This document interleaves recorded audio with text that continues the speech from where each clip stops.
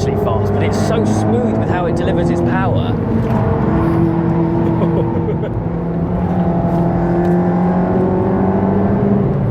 Oh my god. Oh dear.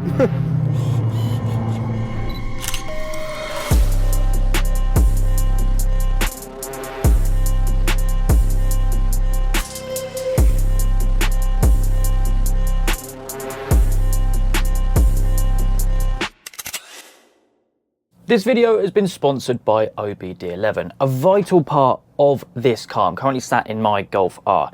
It actually lives permanently in my cup holder.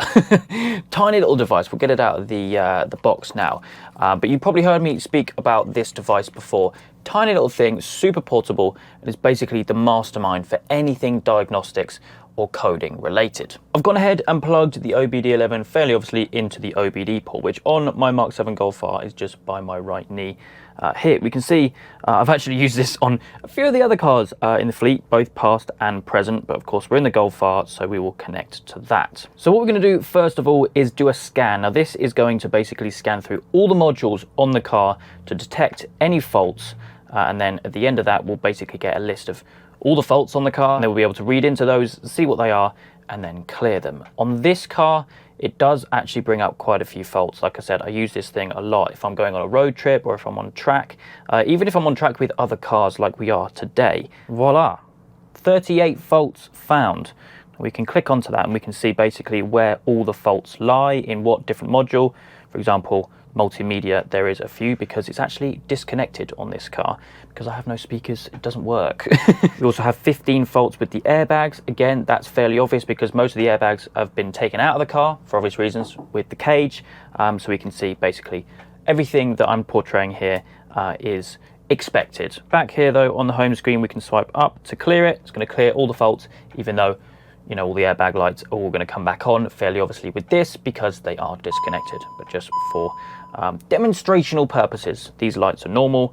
Basically going to go through everything and sort it all out. So that is the diagnostics side of the app. However, we can of course go into the coding of the car, which is a minefield. You can go on and on and on and code so many different aspects on this car, as you can see.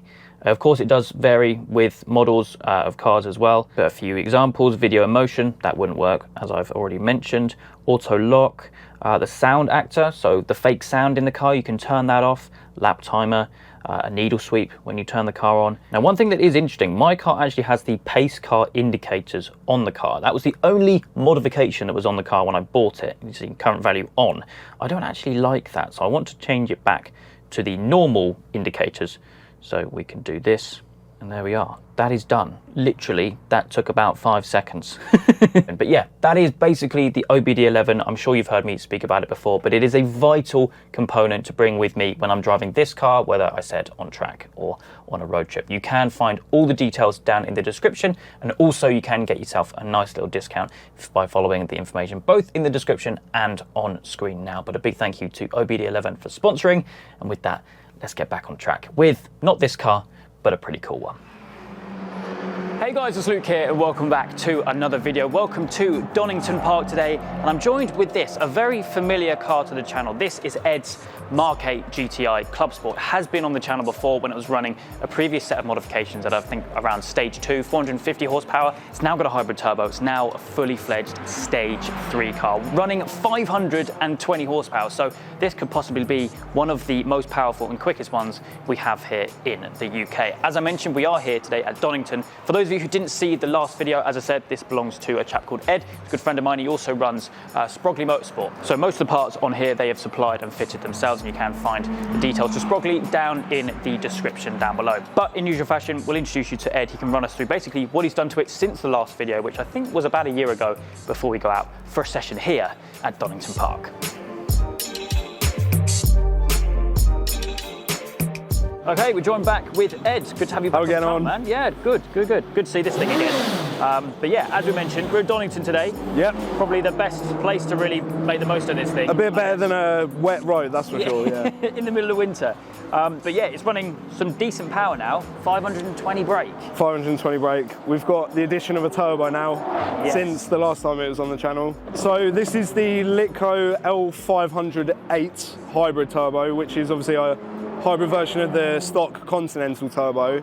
It is the smallest of the 3 hybrid turbos that Litco currently have on offer. Okay, yeah. Because obviously it's at a point now where much more than what it's got at the minute would just be a complete waste of time. Yeah. You know, it still spools up pretty nice and stuff, do you know what I mean? Oh, so it still feels like an OEM turbo with no... Oh, 100%. Yeah, 100%. It's just raised everything up. Yeah. Do you know what I mean? Yeah, no, absolutely. So yeah, no, it's all right to be fair. Obviously the supporting mods as well going with that.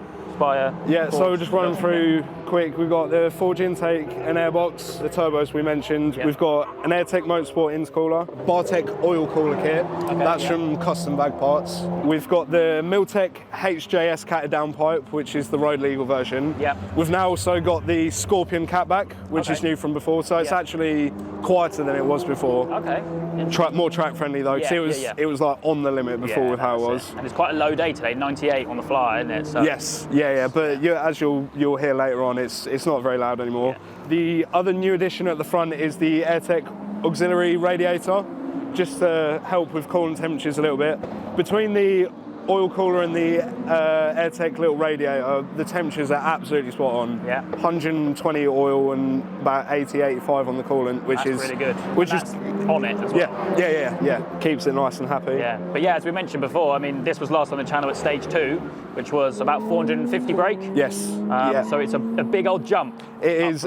I'd say the other sort of significant improvement as far as the drivetrain goes is we've now got the TVS Stage 3 gearbox software. So we've got proper manual mode, increased rev limit, which this car really needed. And a little interesting anecdote was just with the Stage 2 setup, but changing to the gearbox software. And having that extra bit of RPM, it gained another 20-25 horsepower. Oh, really? So the turbo wasn't done at 6,500, which was pretty cool. But yeah. Obviously, Recaro pole positions, which I think we're in when we did the video before. Yes, the difference internally will be the Sturban Performance rear seat delete, which is the same kit as Connie has, just different colour. Fair play. And obviously wheels and tyre setup, we're obviously on the track. Yeah, that would be the other difference. So we've still only got baby size wheels on for a Golf. They're 18x8 Team Dynamics Pro Race LTs with AR1 tyres. Brakes are different as well, are they? Yeah, I was going to say, they look different. Did it have the EBC kit on before? I think, yes, that was it. Cool. Yeah, so to be fair on that kit, absolutely perfect. Like, never had a single issue with them.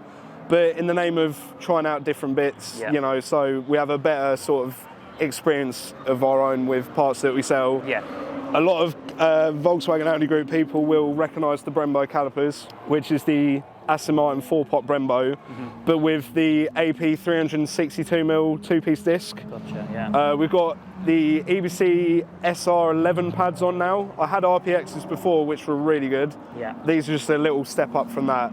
Again, phenomenal pad. Still standard at the rear, still can't do anything about it at the back. I suppose it's still fairly limited. Yes, but no aftermarket pads or anything, so we're working with what we got. No, that's fair enough. But yeah, I mean, I'm excited to go out in this thing again. Yes. It's progressed as we now know from the last time it was on the channel. And we're obviously on track, so we can really give it the beans. 100%. We're working with slightly bald tyres, but it will still be fun. That's all that matters. You just got back from the ring, so yeah, they're obviously not brand new, but really excited to pop out on this thing and go for a little session here at Donington. So wicked, sounds good. Let's hop in and go have some fun. Here we are then, out on track at Donington. We're on the national circuit today, so the shorter layout. First time I've ever done the shorter layout. Yeah, this thing is, you can definitely feel that it's quicker. Obviously, having experienced the car at stage 2, 450 brake, hard on the brakes. Now today, what we do have is my RaceLogic Performance Box Touch, just to keep an eye on some times. Now you guys have seen me play around with this little thing before.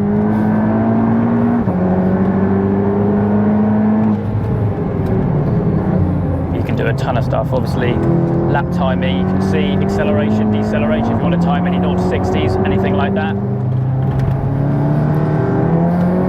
However, it is pretty busy today, so I don't think we're going to be getting any decent times. This thing is a straight line.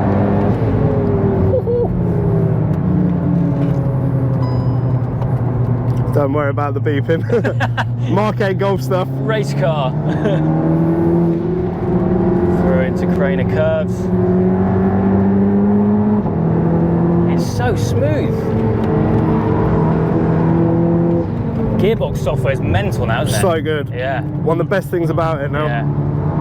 Because that was one thing which let the Mark 8 down when it first came out, was especially on track, it would get a little bit laggy and sluggish. But now it's on the button, literally. More beeping.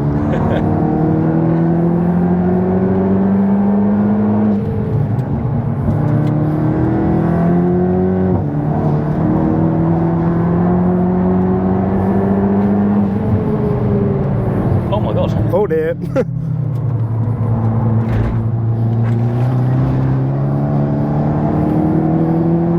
Corners. It's not bad. Yeah. Like I said earlier, we're a bit low on tyres at the minute, so yeah. could be a bit better, but something to bear in mind. Yeah. Yeah, I suppose you can feel it. Yeah, you can. Yeah. You lean on them a bit.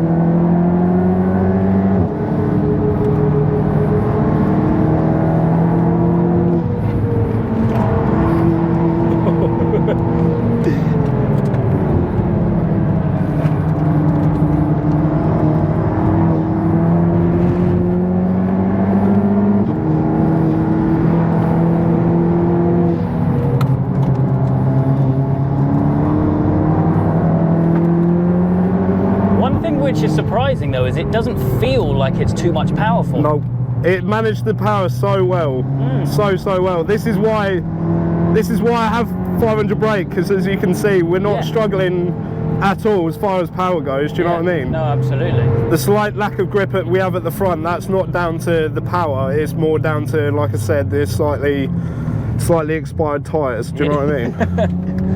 Oh, okay. What's going on there? Interesting. Oh, we got a red. Mate, that's quick.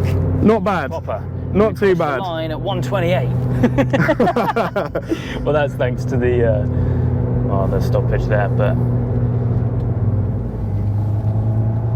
back out we go. Just a car in the gravel, nothing major. After a minor interval. A comfort break. Yeah.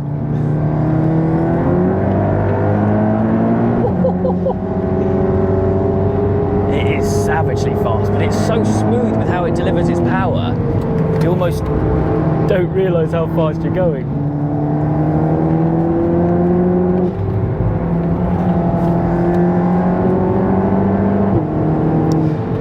I can't remember if I said earlier, but I've got no rear pads either, so we're kind of working around that as well.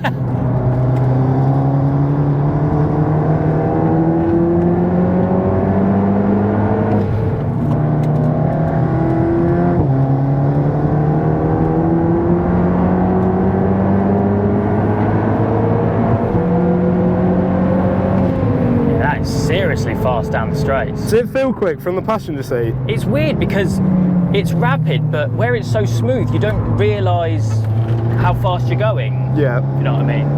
I'm just really used to it now, so to me, I'm like, come on. Yeah. Get a bit of a move on. Yeah.